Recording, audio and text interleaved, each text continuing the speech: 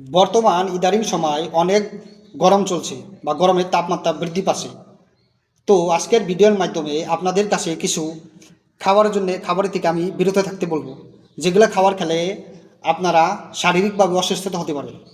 তো এগুলো আমার কথা নয়, এগুলো সাধারণভাবে অ্যাপোলো ডায়াগনস্টিক থেকে প্রমাণিত। তো এখন ওই খাবারগুলো কী কী যেগুলো থেকে আপনাদের বিরত থাকতে হবে। 1 নম্বর হচ্ছে ড্রাই ফ্রুট। যে কোনো ধরনের ড্রাই ফ্রুট বা যে কোনো ধরনের ড্রাই জিনিস থেকে আপনাদেরকে বিরত থাকতে হবে, কারণ গরমের কালে আমাদের শরীরটা অতিমাত্র ডিহাইড্রেশন চায়। আমরা যখন ওয়াকিং করি বা কিছু কাজকর্ম করি, এর ফলে আমাদের শরীরটা ডিহাইড্রেশন চায়। এই জন্যে যে কোনো ড্রাই জিনিসগুলো আমাদের অ্যাভয়েড করতে হবে।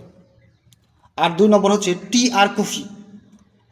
কারণ যখন আমরা চা আর কফি গরমের কালে উপভোগ করব, এর ফলে আমাদের এই চা যখন আমাদের শরীরে যাবে তখন আমাদের শরীরের তাপমাত্রা বৃদ্ধি করবে। এমনিও চার মধ্যে ক্যাফিন আছে, এই ক্যাফিন আমাদের শরীরের তাপমাত্রা বৃদ্ধি করে। 3 নম্বর হচ্ছে অ্যালকোহল জাতীয় জিনিস।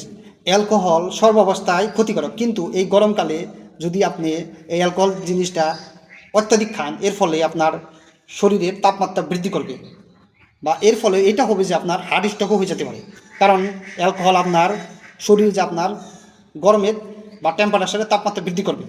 4 নম্বর হচ্ছে যে কোনো ধরনের ফ্রাইড ফুড থেকে আপনাদের বিরত থাকতে হবে, কারণ এই ফ্রাইড ফুড আপনাদের শরীরে যায় নানান ধরনের ক্ষতি করবে।